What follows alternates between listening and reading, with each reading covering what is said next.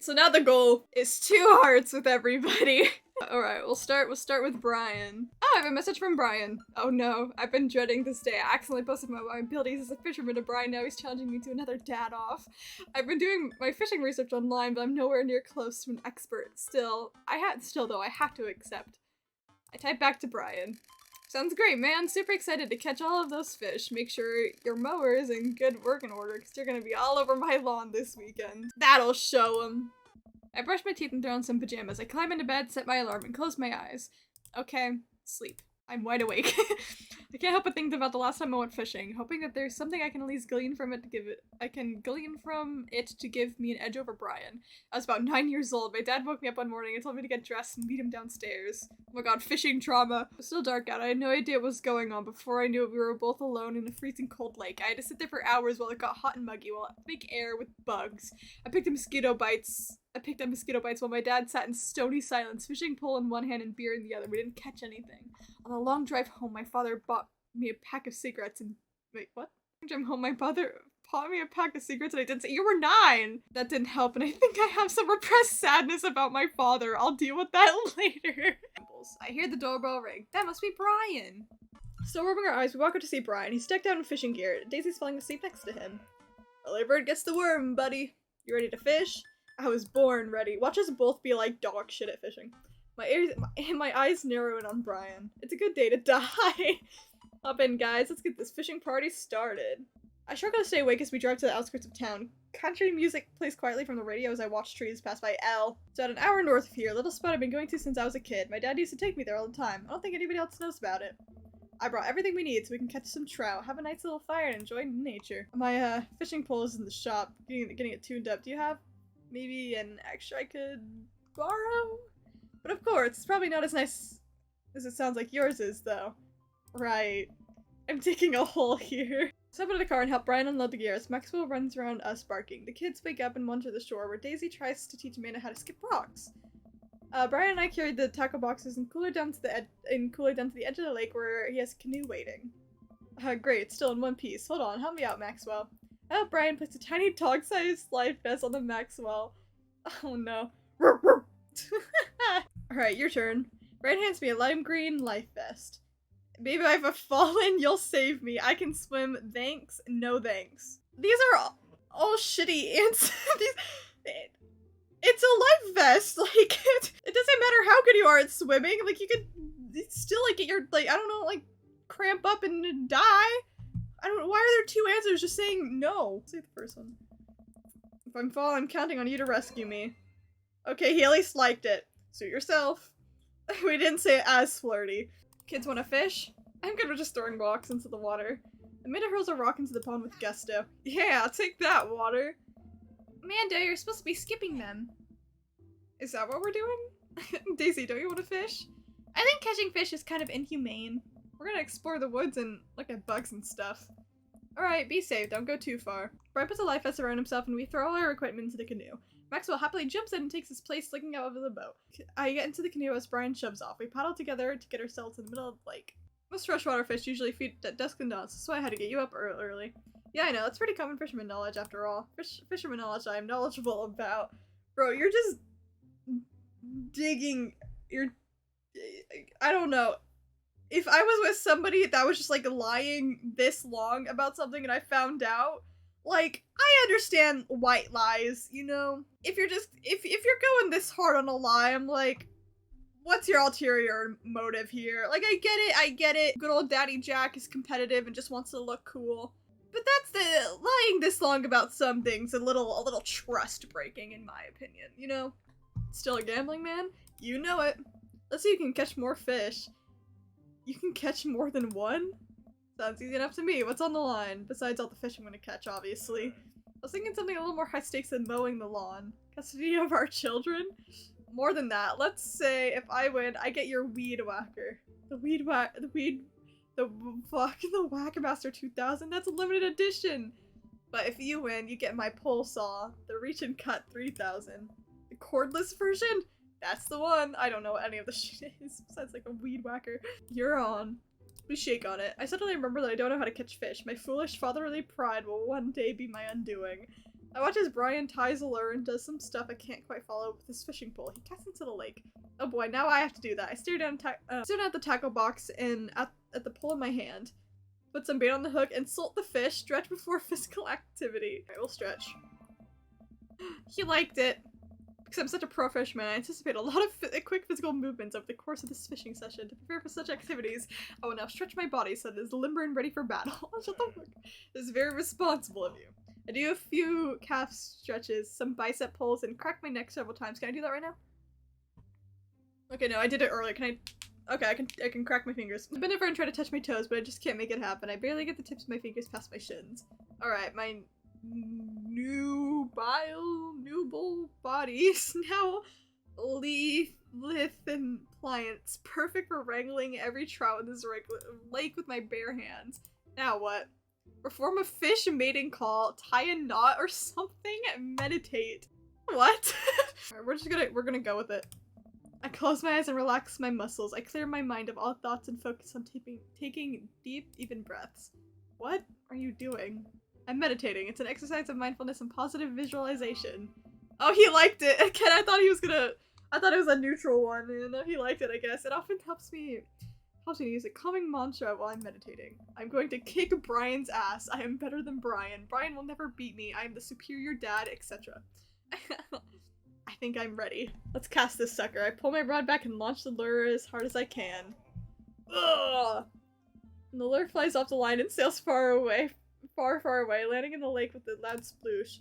Sorry, I judged the wind speed wrong. Cold air drives the pressure down. Go ahead and take my pole. I know it's hard switching to a new pole you're not used to. I'll fix up another lure. And Brian hands me a pole with a smile, and I just sit there, feeling like an idiot. Oh gosh. Oh, this is what it- oh, this is so weird. They all look similar. I'm scared. There's 4. Rainbow trout! They all look the fucking same. That's a 5. That's 5! Oh shit! Rainbow trout! What the fuck does a rainbow trout do? Oh shit! Crazy with it. Okay. Yeah! S rank! Wow, this way is tougher than I thought. I look over to Brian, who's smiling and obviously enjoying his time out here in the lake. I will crush him. Suddenly, the fishing pole jumps in my hand. I reflectively tugs it. I think I got something big. Tip of the bowl dips down repeatedly, and the line starts to run. Reel it in! I finally get the fish right up to next to the boat. It's a long, beautiful rainbow trout. Brian hands me a net. It's all yours. I lean down and notice my hands are shaking with excitement. This fish is bigger than all the ones Brian's caught. The pole is all mine. The entire canoe tips over with me. I find myself sinking into the lake. I told you we were gonna fucking drown. I told you. I should have taken life vest. That's what I told you! I said so. All of a sudden, I'm embraced under the water and pulled into Brian's arms. Why did you, like...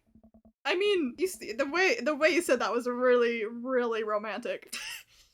I'm finally dragged upward, sputtering water. All of the gear floats onto the surface. Maxwell doggy paddles around us in circle, having a great time. You alright? Does that count as one? Well, seeing all of our fish are now swimming back safely in the lake, I guess so. Brian laughs. Let's get you to shore. Brian and I flip the canoe over and fill it with our now soaking wet gear.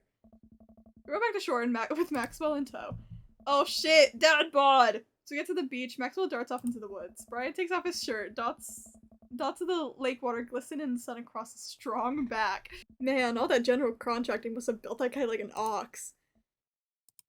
I hope he doesn't notice me staring. Oh, I'm gonna get a fire starting so we can dry off. Wanna hand me yours? Yes, okay. I reluctantly take off my own shirt and toss it to Brian. I suddenly wish I had done more sit-ups in life, or any sit-ups at all, really. Another thing you bested me in, Steve, has been sexy Brian! Might as well fry that shirt up. Seems like it's the only lunch we'll have. Day's young, we can fish from shore. Once Brian gets fire going, I sit to try and dry off my pants. Brian sets a couple of lures out by the water's edge. We're probably gonna need to put the kibosh on the competition for now. Till another day. My stomach growls. You hungry? No, I'm fine. Brian reaches into cargo shorts and pull out a few granola bars. They're gonna be like soggy, what the fuck? I have a small child, I'm flushed with snacks. Brian joins me by the fire and I accept the cargo short granola. Now we're back to waiting. Where did the girls get off to? Shouldn't they be back by now? I wouldn't worry about it too much. They're a couple of smart kids. That's what I'm worried about. They're too smart. They've probably established a small rural government by this point and installed themselves as leaders. Take a look around the sun, cresting the tree line, casting the entire lake in a warm golden glow. The forest seems to be coming alive now. Birds chirp in the distance. Wow. Nature is beautiful. Maxwell comes up bounding to me, a huge stick in his mouth. He drops it at my feet and looks at me expectantly. Throw the stick towards the woods, fake out throw, break the stick to assert your dominance. Fuck you if you choose the third one. I kind of want to actually throw. I don't want to be mean to the dog. I want to actually throw it. Oh, he liked that. I hurl the stick as hard as I can toward the tree line. Maxwell bolts after it, running as fast as his stubby little legs can carry him. I know if I chose the last one, Brian would have been like, the fuck is wrong with you? I would have been like that.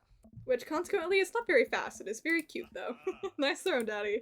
I turn away so he can't see me blush. Okay, I swear, compared to, like, all the other fucking, like, shit we've done with the dads, I feel like this dude, Mr. Daddy Jack, has been the most flirty towards Brian. Like, the shit he says, I feel like no other dad he has ever been, like, this, like, flustered and, like just openly just attracted to any of the other dads. I give Maxwell some nice little scratches behind his floppy ears. He responds by licking my face. He really likes you. Be careful. He's gonna try and follow you home if you keep that up. I scratch Maxwell's ears some more intensely. I'm gonna steal your dog, Brian. We both laugh, but I'm only kind of kidding. While I'm playing with Maxwell, fish begin to routinely pull on Brian's lines. I watch Brian effortlessly fillet the fish, squeezing a bit of lemon on them, and why the fuck did he have lemon? And frying them in a cast iron. Before we know it, we have a feast fit for a couple of shirtless dudes. Amanda and Daisy emerge from the woods, looking totally unscathed. Whoa, Dad bod patrol. I'm gonna have to issue you both citation and demand to put both your shirts on. There are children present. We take seats around the fire, and Brian serves us all generous piles of fish on paper plates. It's absolutely delicious. Why does he have to be good at everything? Fish tastes okay? Daisy and Amanda both nod furiously, mouths full of fish. It's incredible. I've never had fish this good. Yeah, it's great. A Harding family recipe. Why are your pants wet? Well, Amanda, we were out there on the lake and then I accidentally tipped over the boat. Oh, he's taking the blame. Don't worry, all of the gear floated to the surface. We didn't lose anything, right, Daddy? Yeah, that's exactly what happened. I can't believe he just covered for me. Gosh, he even out-humbles me. Shut the fuck up. Let him be nice.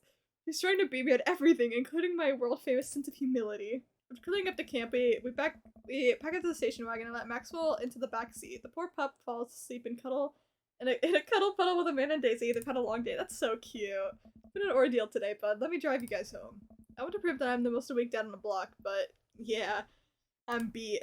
As we drive away, I took one last look in the lake disappearing behind us, and I smile. I rest my head against the window, and the low rumble of the dirt road beneath us lulls me into a peaceful sleep. Hey, sleepyhead.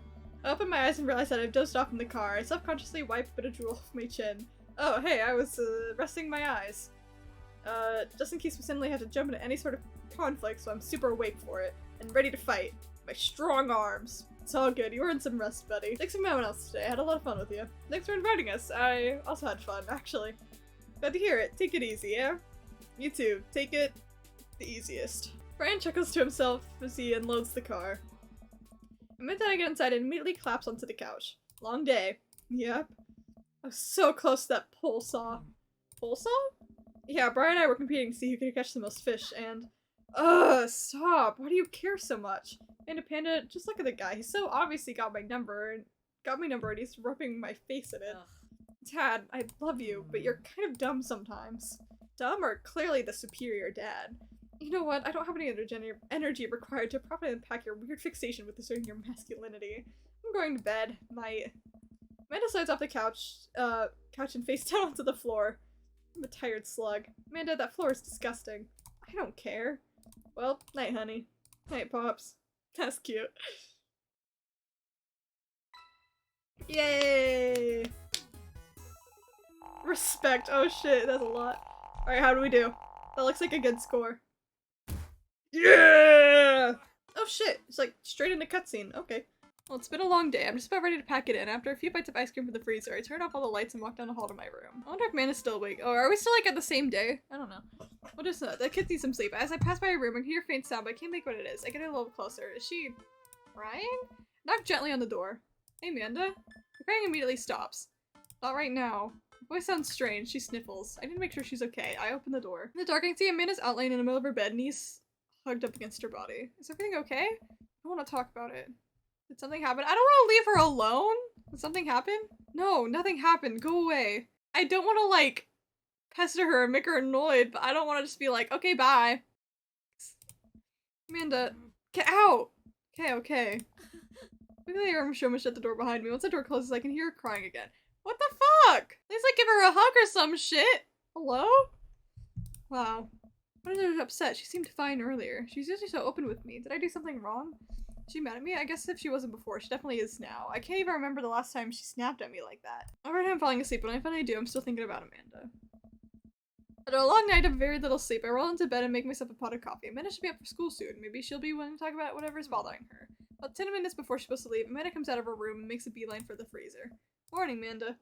Morning. She drops a frozen waffle into the toaster and slams the freezer door. She won't look at me. Yikes. So, anything big going on at school today? No.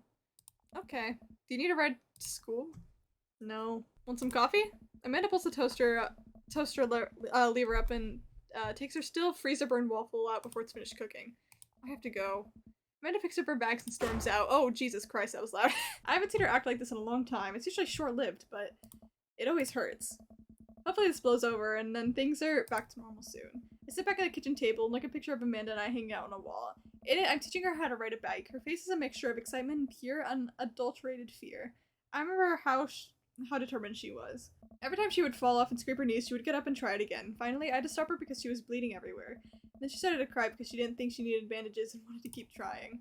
As I put the bike away, she just stood there in the middle of the street and screamed. Then I took her for ice cream and it was like nothing even happened. After giving it a bit of thought, I decided that if I force her to talk about it, it's only going to make it worse, but I have an idea. I started rummaging around for ingredients. I remember to walk into the door. Instead of heading to the kitchen like she usually does, she makes a beeline to her room. She's clearly trying to avoid me. Hey, Pumpkin? What? Can you come here for a sec? There's a moment of silence. Yeah. I want to say sorry about last night. I'm just worried about you, kiddo. I get scared when I know something's wrong, and I get even more scared when I feel like I can't do anything about it. I should just... Whatever it is, and you don't have to tell me if you don't want to, but whatever it is, just know that you have a dad in your corner who wants you to be happy. Honey, you know I'm bad with words, so I was just hoping I could speak a language we both understand. I pull a cake out of the refrigerator and place it on the table. Hopefully the frosting is set by now. Ta-da! Dad. Oh, this is so cute! Oh, wait, that's so cute! What the hell? It took me a really long time because I ran out of red frosting somewhere around Sad and had to start over, and this is beautiful. It's strawberry. Amanda gives me a big ol' hug. I grab some plates and forks and serve us up some delicious cake. So it's really stupid. What is it? This whole thing. I know it's been really weird. I know I've been really weird lately, and it's just, I don't even know how to explain it. I feel like I might have to make you a chart. I'm listening. Do you want me to take notes? No. I guess just to start from the top. So you know, Emma R is going to that fancy art school in California, right? Emma R... The one who puked in Ted Goth and Beyond, the best friend, the other one. Oh god, I don't remember. Best friends? You got it! Yes! You got it, wow, proud of you. Anyways, ever since she got the acceptance letter, I've been feeling like she's been drifting away, you know? And she's been spending a lot more time with Grace and Emma P. I just thought it was all in my head for a while, and I found out from Rosie M that both the Emmas, Grace, and Noah all went to a- oh Jesus. I went to a party at Mackenzie's F on the same night they told me they were busy studying for the Calc AB final. Oh Jesus, is this what it's like to be like my parents when I talk about all my friends? And they don't remember who they are? So, another important piece of information is, god, this is embarrassing, I have a crush on Noah, and, that's the thing. What? Whoa, I had no idea. I definitely didn't know that. Okay. You're a bad liar. So are you. I learned from the worst. Anyway, so the only person I told about the crush was Emma R, and she promised not to tell anybody. I didn't confront them about the party thing because I didn't want to start drama, so I just kept quiet and keep going about my business. And then one day I invite everyone out to get nachos at the mall after not texting me back for like 2 hours, even though none of them ever put their phones down for like more than 60 seconds. They'll say they're busy like simultaneously. So I tell them, never mind, I'll just eat nachos at home, right? But we're out of chips and I really want nachos. Totally understandable. So I go to the mall anyway. I get to the food court and Who do I see there? But Grace, Emma P, Emma R, and Noah all hanging out together and eating nachos without me. Okay, that's fucked. It gets better. I'm standing by the escalators watching them, and I realize that Noah has his arm around Emma R, which is kind of weird, right? But then they kiss. No. Yes, I know. So I storm over there. I'm like, hey. Then Grace drops nachos on her shirt, but because of course she does, and Emma and R just like glares at me. Grace. Nothing is coming up. I don't know who that is. Grace is the boring one, gossipy one. Did she poop the bed too? Gossipy one? I got it right. I know! Grace is the one nobody really likes. Or I guess that's me now. Anyway, nobody will say anything. I'm just like, you guys suck. Which I realize is not the most eloquent thing to say, but I was like really very angry and really embarrassed. I just want to get out of there. So I left without nachos, might I add, which only further contributed to the shitty day. I immediately had drafted a super long text to the group chat asking me why they've been so weird. And I wrote another one to Emma R asking how long the Noah thing's been going on. And sorry, I know that's a lot. You still following? What did Emma R say? Give me the tea. Oh, okay, get a load of this. Emma R says, you know what, let me just read it to you. Amanda pulls out her phone and reads word for word an arduously long string of text messages. Can you believe that? I care so much about Amanda's social life and mental well-being, but man, I do not understand what she's talking about. This is all beyond me, but I am trying my hardest to be supportive. They were dating in secret for like months. So I told her that, and she's being a really terrible friend, and she's like, well, if you think I'm so terrible, just stop being my friend. And I was like, okay. And then she left me on red, and then, wait, left me on red? What's that?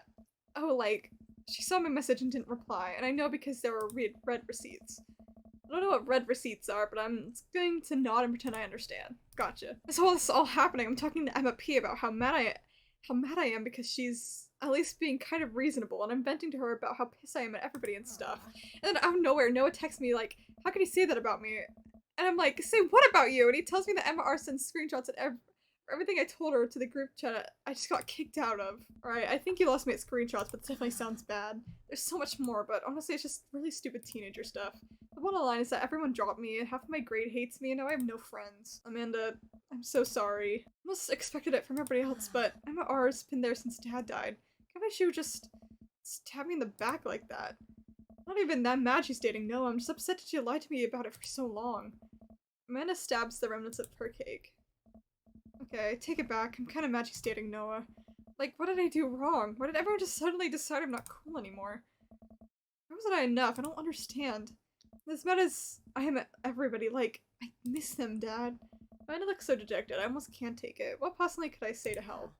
It is kind of sad, like, hearing this all, like, happen to her when you've had, like, a similar experience. Because I'm like, I understand what the fuck she's going through, man. It wasn't as bad with me. My friend just, like, stopped hanging out with me and invited me everywhere, and, like, they kept making, like, group chats without me, even after I was like, hey, it kind of hurts when you do that, and they just kept doing it. It makes you, like, form trust issues, man. You're like, how do I know this friend group isn't just gonna be like, fuck you, I hate you now. Amanda, your feelings are real. Don't ever be mad at yourself for having feelings. Exactly! I guess. Unless you've secretly been a robot who's been approximating human feelings this whole time. Dad, if I was a robot, I would have transformed to a monster truck a long time ago. But seriously, I know you probably don't want advice, but I feel like it's my duty as a dad to bestow upon you a few nuggets of fatherly wisdom. Our friends don't do that. When you get older, you start realizing sort of people you want to associate yourself. Do you really want to surround yourself with people that would do something like that to their friend? It takes a lot of work to find and maintain meaningful friendships. It took me a long time to figure out that myself, and I wish I had learned sooner.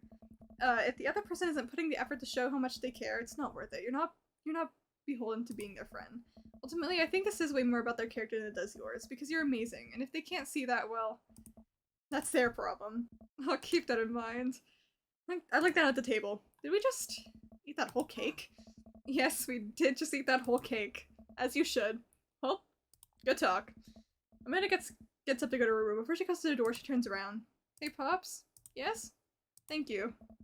You're always welcome. Love you, Amanda. You too, Dad. Oh, that was cute! Little voice acting there. I think we said Damien next, right? I had a lot of fun hanging out with Damien the other day. I wonder what he's up to. I open Dad book and start writing a message when Amanda walks in the door. Dad, you got a letter. Oh, is it from Grandma? No, it's from Damien. I prop the seal and unfold the letters. In the most beautiful calligraphy, the letter reads, oh, Jesus. Dearest to Daddy, I hope you find my continued correspondence endearing rather than try. What? Oh my god.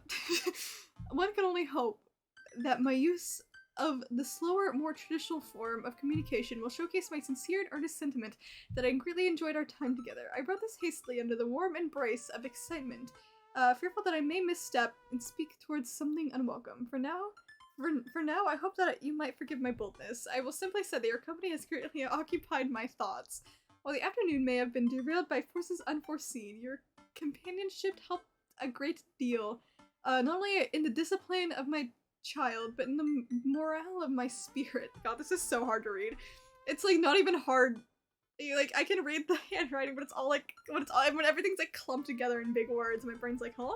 And for that, I thank you. That's it, Daddy. If you will allow me, it would mean the world to me if I could just enjoy your time. Perhaps a trip to the cinema followed by a moonlit stroll will be your taste. I eagerly await your response. With great respect, D. Bloodmarch. Loser. Okay. Amanda and I both like up from the letter. Wow. He's good. You gonna catch a movie with him? Yeah, I better message him on Dadbook and let him know. Amanda slaps my laptop shut. You have to write him back a real letter. But my handwriting looks like two toddlers fighting over a crayon. Dad, you have to. He wrote you a letter. That's so cool. Will you help me? I need to class this up. Father, I was made for this. Here's what you need to do. Find tickets to a show that you two will like, then enclose them in the letter. Oh, that's classy. Then I hop into the laptop and peruse showtimes. He doesn't seem like a romance comedy type of guy. Oh, here's one. Vampire Crusade 2? Evil Never Dies. I don't know, that sounds kind of stupid. Actually, it's critically acclaimed exploration into the ennui? Is that ennui? Of existence. It really turns the vampire trope on its head. Really? No, there's just lots of blood and vampire titties. Hell yeah, that's what I'm talking about. I press the tickets and print them out, and then sit down at the table with Amanda dropping a nice letter. She's definitely bisexual. Amanda's 100% bisexual. I start writing. Damien, I do hope this letter finds you in good health. Hey, good morrow to you on the spine, Eve. I do hope this letter finds you in good health. This one's funny, but I'm not gonna say that. Let's meet his energy. I must confess my amateur control of the written word. Bro, this one. Not bad. Good action in these sentence. Ask him to hang out already. True art takes time, Amanda. This one. Bring it home, Pops. Maybe I treasure to according to the cinema. Smooth. Calling it the cinema is a classy move. Close, you'll find 2 tickets to Vampire Crusade 2 Evil Never Dies, which I'm sure you will find both titillating and enjoyable. Emphasis on the tit there. I head outside and walk over to Damien's house. I slip the letter into the slot in the store and go back home. Mission accomplished. Now I play the waiting game. The night finally rolls around when I'm supposed to meet with Damien. The next day he had left another beautifully crafted letter, thanking me for mine and agreeing to the evening. Amanda helps pick out a nice outfit, and I show up to the theater a little bit early. It's a chilly night and the theater's kind of crowded, but still nice. How do you do? What the fuck? What? I jump at the sound of his voice and turn around to see Damien right behind me. He almost gave me a heart attack. How long were you there for? Oh, I don't know, just walked up. My apologies for frightening you. Is that thunder? Is it gonna rain soon? I don't hear anything. What? Regardless, the hour grows close. Shall we take our seats in the cinema? I must thank you again for purchasing our tickets. Please, allow me to repay the deed in Sour Patch Kids or perhaps Milk Duds! Oh my god, fun fact. The first thing I ate, and the first thing I wanted to eat, after I got my braces off, was Milk Duds. I was so fucking excited. And it was so good. I love Milk Duds. I turn around to find Lucian sitting a few feet behind us with a gaggle of other goth kids. Lucian, how nice to see you. I didn't know you were coming to the theater. I'm glad you spending some quality time with your friends. Whatever, Dad. What movie are we sitting in tonight? My friends are making me see some kids movie about talking animals. I don't really care what it's about. Well, I hope you do enjoy it. We'll be watching Vampire Crusade 2, Evil Never Dies. You? Watching that? Yeah, I thought Damien would enjoy it. Ha, good luck with that, Dad. Lucian rejoins his friends too, and I look over to Damien. Good luck with what? It's nothing. My son loves to tease. Wait in line for I'm nervous. I feel like this is gonna be like secondhand embarrassment shit. We wait in line a little longer and Damien buys us snacks. He seems a little nervous. I wonder what's wrong. Damien and I take our seats and settle in for previews. Glancing at him, I can tell he's sweating profusely. It's like he's like bad with horror or something, gripping his armrest. Is everything okay? Everything is perfectly fine. I'm so, excited for this film. I'm a devoted patron of the arts, especially the scary arts. The scarier the art, the better. Oh yeah, he's bad with horror movies. Do you have a favorite horror movie? I, of course, have a favorite horror movie. Mine is Halloween Town. Terrifying. Oh, interesting. That's odd. I don't seem to remember Halloween Town being that scary. I would have expected him to bring up some strange foreign horror film I've never heard of. Damien's knuckles are turning white. Looks like he's about to rip the armrest off. Wait a second. Damien, are you afraid of horror movies? You must be joking. I love horror movies. I'm a horror movie fan. I enjoy partaking in watching the horror films. Lights dim for the film. What was it? It's like, ah! Damien screams. I apologize. I was thinking about something far scarier than this movie, which is not scary at all. We settle in as the film starts. I offer Damien some licorice and he takes one. I take note of how much his hands are shaking. The title flashes across the screen in bloody letters. Vampire Crusade 2, Evil Never Dies. A pale man with long silver hair, glittering eyes, and well-oiled abs sits up in a coffin. Awaken my coven. Two more vampires slide the tops of their stone coffins onto the floor. Brother, is it time? Yes, husband, but also mortal enemy, it's time for the Vampire Crusade. Oh shit, they said it! This rules. The trio of vampires flies off into the night as foreboding organ music plays in the distance. I somehow got lost in the movie. As dumb as it sounded, it's actually a pretty fun flick. Sorry. Oh my god, they keep playing the fucking screaming sound effect and it's so stupid because she's like, wah! Romulus leaps out and slashes at General's throat. Blood sputters everything, including the camera. Damien screams again, reflexively grasping my hand. I immediately blush, forgetting about vampires are blood or vampiric blood. Oh, I'm terribly sorry. Damien retracts his hand and places it back on his lap. I was writing a novel in my head about blood magic and I got to an extremely scary section. Damien goes back to quietly stressing out over the movie. It's kind of cute that he won't admit that he's afraid of it. I wish he would hold my hand again. Oh my god! Maybe I could do something to try and make him feel more comfortable. I've got it. I'll do what all dads do best. Talk during the movie. When I have a plot hole, ask what's happening, tell a dad joke. Where does a dog go when he loses its tail? Where? To the retail store! Oh, that's what it is, the kind of movie, but I can see a smile from Damien's face. Good one, Daddy. The rest of the movie goes on relatively smoothly, with only a few whimpers from Damien. Maybe he would have liked the romantic comedy better. We get to the final scene of the movie, where Romulus, Bad Blood, and the General's wife embrace each other in his crypt. It appears that the true Vampire Crusade was the Vampire Crusade in our hearts. Our cold, unbeating hearts. Romulus and the General's wife begin making out hard. Stray people! The fade fades to black and the end appears on the screen. But then it hard cuts to Demetrius and his rival lover Carmela, who watch the two from afar. Oh no, twist ending! Our bloodline has been pure for 1,000 years. Romulus has betrayed us and by a loving human woman. It must be a short time before the next Vampire Crusade 3, Evil must die again! More thunder, more ominous organs. The movie fades out and a bloody question mark now accompanies the end? Damien and I walk out of the movie theater amidst throngs of, what the fuck is that word? Of chattering moviegoers. He's a little more pale than I remember, but otherwise, he survived the encounter. He seems a little invigorated. I don't know what that word means. When? Interesting film. Well, the premise admittedly struck me as pedestrian. I was intrigued by its harrowing love story and a great attention to details regards to vampiric lore. Yeah, it was pretty good. A lot more vampire titties than I thought there would be. Come, the night is young. Let's take a stroll. Damien is making a point of not telling me where he's taking me. Still, I'm enjoying the walk in the cool air. Being alone with Damien is a lot better than being in a crowded theater. Lovely night, isn't it? It's lovely yes. He thinks I'm lovely! Damn, okay, here comes a smooth response. It's good, just nice thanks. No problem. Are you getting a little hungry? We could maybe stop off and grab something to eat. Worry not, friend. I have a plan. We turn the corner and greeted by the gates of a cemetery? What? Are we going in there? A little bit of Victorian flavor, Daddy. Trust me. I'm a bit nervous, but Damien hasn't led me the wrong way yet. I follow his lead as we walk the path. We walk into the cemetery. Statues of angels stare down at us as we follow a path through faded tombstones. As we cross a small hill, we got a beautiful view of the city. The lights sparkle around us. I gotta hand it to him for being in a cemetery. This is strangely romantic. Picnicking in graveyards is an old Victorian tradition, an appropriate finish to an evening after a vampire movie, wouldn't you say? The flourish, Damien produces a blanket and picnic basket. Where were you hiding that? Under my cloak? Oh, right.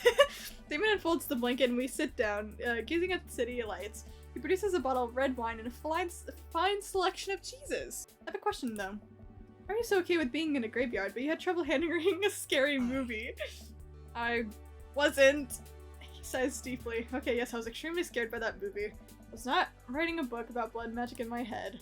I've never been good at those. I feel as if it's because of how I look and act. People expect me to love horror films, so I must play the part. Truth be told, I don't know if I had the constitution for them at times. Damn, I'm so sorry. If I'd known, I would have suggested another movie. But alright, I actually did find myself enjoying this one, thanks to your help. Graveyards, however, I think there's something rather beautiful about death. Cemeteries are traditionally built away from cities, away from the realm of the living, and it keeps us rather separated from it. To acknowledge death and become comfortable with it, I think, gives certain intimate knowledge about ourselves. To sit amongst generations of those who came before us, to be truly alive in the midst of so much death brings me great comfort. That helps me appreciate life, to savor every second. We sit and enjoy our food and wine. I don't feel scared anymore. Never thought I'd be comfortable sitting alone in a graveyard at night, but I actually feel very peaceful. Suddenly, it doesn't seem like we're alone. Off in the distance, I see a shadowy figure in the trees. What is that? Wah! I'm not sure. God damn it, I have to bark again. Whoa! Oh. It's a dog! Oh my god! Iggy! From JoJo's Bizarre Adventure! Finally comes to the light. The friendliest and dumbest little Boston Terrier I've ever seen pulls its owner towards us. The dog turns over to Damien and sniffs its hands. Damien looks ecstatic. He ruffles the dog's fur happily. What a beautiful dog! Hey. We both look up, not expecting to see Robert! I knew it. I was like, it's Robert's dog, isn't it? Thanks. Robert, what are you doing out here on this lovely evening? Hunting cryptids. Based. What? What? Damien and I share a look. May I give her a treat? Sure, I want to give her cheese, though. Not to worry. Damien reaches into the depths of his cloak and pursues a small dog treat. What else is he keeping in there? The dog laps up the treat and crunches away, tail wagging furiously. Damien continues to smooth down her fur. Thanks. My absolute pleasure. Damien shakes the dog's paw. Lovely to meet you, my friend. May our paths cross again. Robert and his dog disappear into the darkness again. Damien stares at them. I didn't know you liked dogs. Victorians loved dogs, actually. Most Victorian women of high fashion would always be accompanied by a small dog, such as a terrier or a Maltese. I think big dogs are nice too. I definitely have had enough excitement for one night. What do we say we make our way home? Damien hops to his feet and extends a hand to help me up. I gladly take it as my knees aren't what they used to be. He packs up his picnic basket and leads the way to the graveyard. As we begin to walk home, take one last look at the cemetery. It really is beautiful. Like a proper gentleman, Damien walks me to my doorstep. Thank you ever so kindly for your company tonight. Damien, it was my pleasure. Daddy, if you allow me, it would bring me great joy to offer you a token of my affection. Damien reaches his cloak and pulls out a folded, monogrammed handkerchief. He puts it into my hand. Wow, thank you, Damien. I always just dry my tears for those I've lost. Can't wait to sneeze into this. I'm going to wave this at passing ships. I feel like he'd like this one. I was right. A noble purpose. Damien shuffles his feet. I just want to say that it's rare. Find someone like you. Someone who's open to my eccentricities. It's nice to feel so accepted. Thank you. Damien gives my hand a quick squeeze. Ah! Okay, this is really cute! Kind of. Okay. Damien blushes, hastily retracts his hand. I must take my leave. Good night. Before I can say anything else, he's gone. Huh. Lock the door and step inside. Yay! I think we did good. I feel like vampires should be all the way over. Oh. Yes! Alright, let's message Craig. I really want to get some good quality time with Craig. The last time we hung out, he was so busy with the kids and fending off flirty moms that I felt like we barely talked. Ever since the last time we hung out, I've been trying to get up a little early for runs. I don't think I'm gonna be as embarrassed as last time. Maybe even catch up with him now. Type out a message to him on Dadbook. Hey man, been training on my run game recently. Ready for round 2? Dude, of course! Emojis. What? I don't know why you didn't just send an emoji rather than type it out. Another message pops into my inbox from Craig. Let's meet up early tomorrow morning for my favorite activity. Brunch! I type back. Brunch? What's that? When you run and then get brunch. Oh, right. When I first started running in the mornings, it was pretty hellish. Now that I'm a few sessions in, it admittedly has become a little bit easier, despite its always ending in me drive heaving over a trash can. Is that what the runner's high is, or just drive heaving? I lace on my tennis shoes, throw on a t-shirt from a Rider Summit I went to 20 years ago, and head out the door in a moderate jog. Craig is already outside with River strapped to his chest. He's dressed head to toe in color-coordinated running gear. Wow. I look like a total schlub next to this guy. Morning, Craig. River's gonna be running with us? Best as she can. We're taking it to the limit, aren't we, kiddo? Goo. Oh, I know what that means. Craig hands her a stuffed toy, which makes her smile ear to ear. Oh, that's cute. That's Arnold the capybara! That's the only thing that'll get her to stop crying. Oh, I've been there. Amanda had a stuffed panda that she carried around everywhere. She would have a tantrum if we even tried to wash it. It was gross. So, where are we headed? I was thinking that we could do a couple laps around the park. Okay, that sounds reasonable. Then we'll do some hill climbs up a slope. Okay, I can probably handle that. And then we'll close it off by doing some wilderness survival hike or running to increase our agility. I'm suddenly struck with the overwhelming need to crawl back into bed. I would rather die than do that. That sounds like something I'm able to physically do. Great, let's get started. Greg and I finally arrive at the park. A few other lone joggers make their way to the park around the park perimeter, and River waves enthusiastically at everyone as we pass. It's a lot more peaceful in the mornings. Aside from the birds chirping and River gurgling away in the stroller, it's pretty quiet. Alright, good warm-up. How was the warm-up? Let's start the show. But wait. Craig reaches into his bag and tosses me a water bottle. I fumble it, but I thankfully don't drop it. You gotta hydrate, bro. Preach! We finally finish our however many teenth lap around the park. I'm breathing heavily, but I can't believe I actually didn't lose Craig. He's even breathing heavily too, which makes me feel a little bit better. I look down at my shirt and I notice I'm drenched in sweat. Almost look like a frowny face. That's one. What? I'm just kidding. Good hustle out there. I'm really impressed. You're way better than last time I launched you off the treadmill. Yeah, man, you really pushed me to my limit now. Can't believe I held on. Sometimes you just need sometimes you just need someone there to push you to do your absolute best. I'm glad I could be that guy, bro. Bro. Who's ready for hill climbs? Blap! There's my little cheerleader. Daddy, you ready? Ugh! Ugh! Or ugh! Alright, we're just gonna go with 2 because it is the middle ground. You bet! I don't think it mattered. Craig takes me to the separate portion of the park where there's a steep hill that seems to go up forever. I strain my eyes to see some other joggers at the top. So what do we do now? We run up the thing. That looks like a lot. Daddy, there's 2 things you need to know about this hill. 1, don't stop running until you get to the top. And 2, Greg points to the top of the hill. That's not the top. Let's do this! Finally reach the top of the hill after making my way past what I originally thought was the top of the hill. Once there, I hunch over to my knees and gasp for air. My lungs are like daggers poking my ribs. I can feel my heart in my ears. No, I know how this feels. Because I don't fucking exercise. Ooh boy. Craig looks like he's taking a beating as well. Ha! So he is human.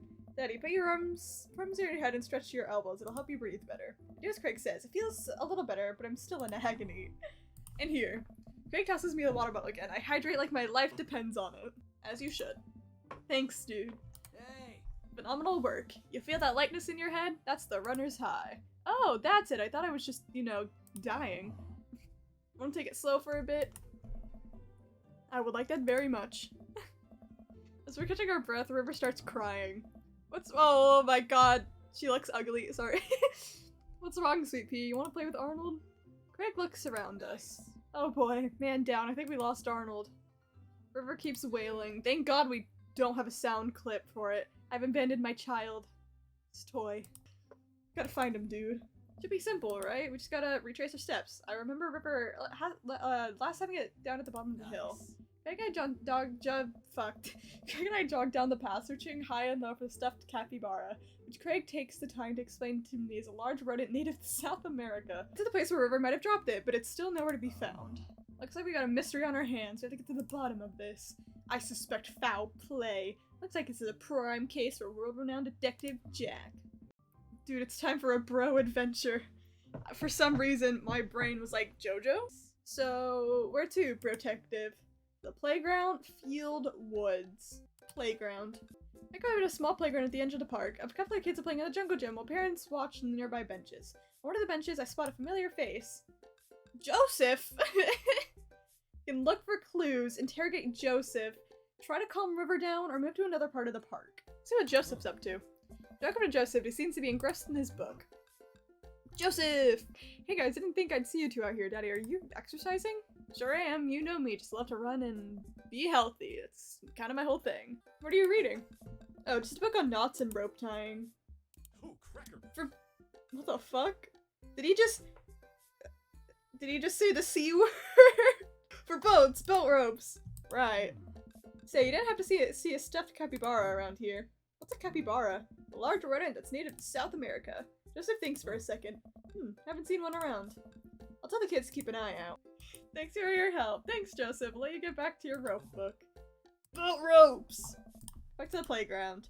Now we can move to another part of the park. Where to now, bro? Might as well exhaust all options. Go to the field. We wander a grassy field at the center of the park. There isn't a whole lot to see, but there are a few figures cramped out on a blanket, and the grass could hold any number of secrets. Oh, Matt and Carmencita are here. Look for clues, interrogate River. Move to another part of the park. Talk to Matt and his daughter. Carmencita spots up across the way and waves. She's sitting down with her dad on a sunny green patch of grass. We jog over. Hey, dudes. Hey, bro. We just sat down for a picnic. Want some snacks? Got anything to increase my glycogen? I don't fucking know. Reserves. We have apple slices? I think it's much tiny, bro, but I should be fine. You guys working out? Good day for it. Yep, I'm the picture of health and athleticism. Nice. Good transition, Daddy. So you haven't seen a stuffed capybara around here anywhere, have you? What's a capybara? How does no one know what a capybara is? When was this game made? Definitely not recently, because everyone's obsessed with capybaras. It's a large rodent that lives that's native to South America. Oh, she knows what a capybara is. Wait a second. How do you know what a capybara is? You wouldn't happen to have hands-on experience with one recently, would you? I learned about capybaras in 4th grade. I think it's more suspicious that you know what a capybara is. It's just a fucking capybara!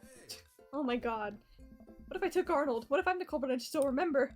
Quickly check my body for any Polaroids. I might have kept on my purse to remind me of who to trust and who not to trust. I saw Memento once and I'm pretty sure that's how that works. Nothing. But what if that's what I wanted myself to think? No, Daddy, don't let them win. Check off the thought.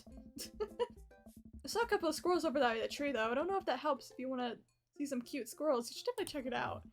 Thanks for the hot squirrel tip, Carmencita. Well, we better get moving. Gotta find that capybara before River here has a breakdown.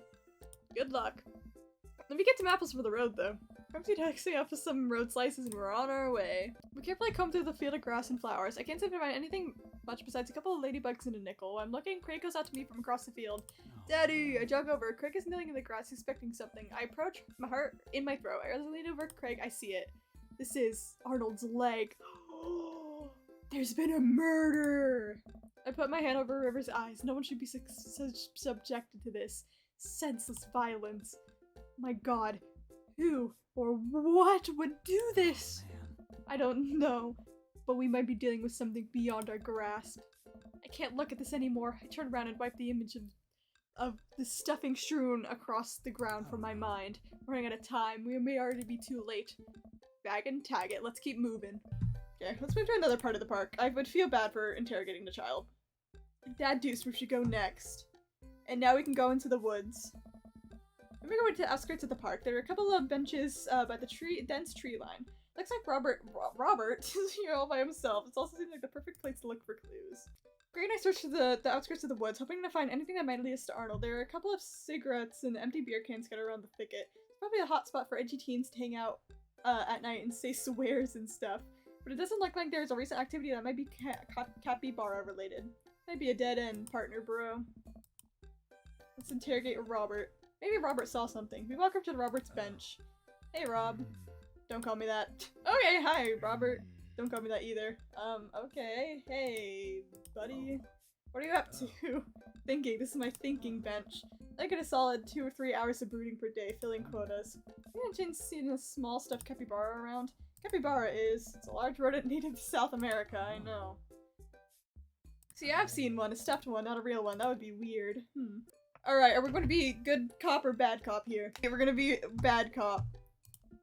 Alright, Robert, we've been nice. Help us out. I'm gonna go off, learn how to fight, and then come back here to kick your ass. You learning how to fight? Please.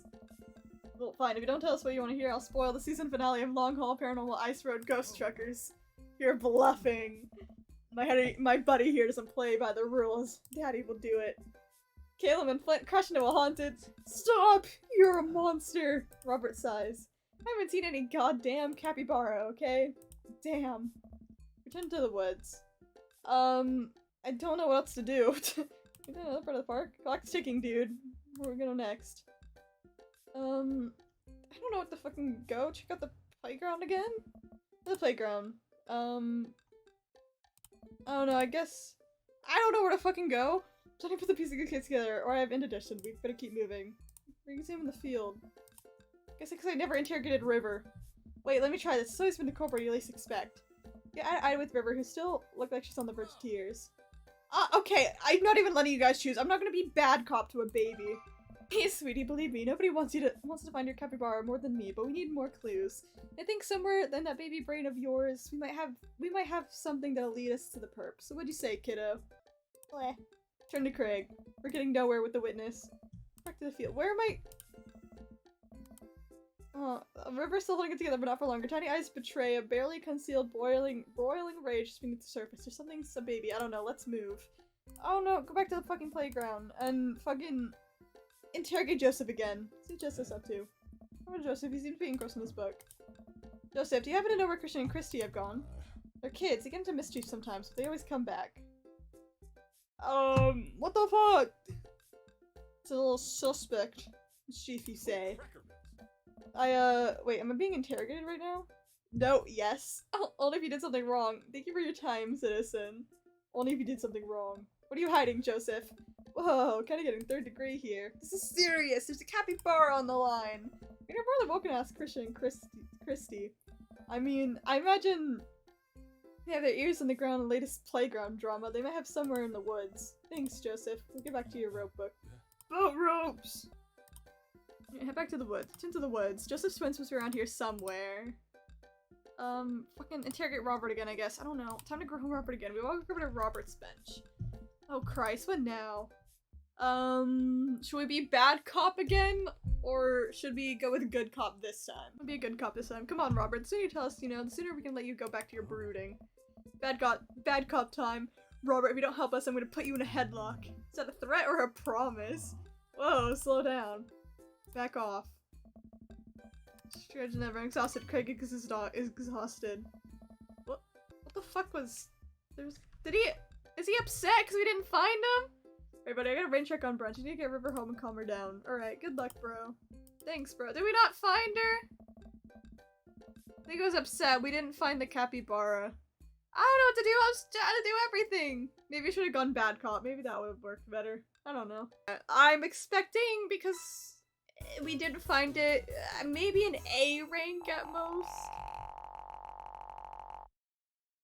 Or a B.